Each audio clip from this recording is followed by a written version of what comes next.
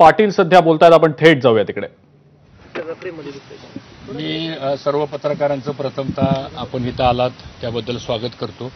आता सर्व कार्यकर्त्यांची बैठक घेतलेली आहे आणि बैठक घेऊन तिथंच मी पत्रकार परिषद घेतलेली आहे. माझी आपल्या सर्वांना विनंती आहे की आपण तिथे या आणि तिथं सविस्तर तुमच्या सगळ्या प्रश्नांची उत्तरं आणि तिथं प्रेस कॉन्फरन्स घेतलेली, आपण तिथे यावं. धन्यवाद. कोण आहे कोण आहे? एक मिनिट अरे एक मिनिट, आपण या तिथं. आता सगळे लोक कार्यकर्ते बसले, सगळे कार्यकर्ते सगळे तिथं बसलेले. माझी विनंती आपल्याला तिथे या आपण सर्व. चला, कोण आहे आज तक?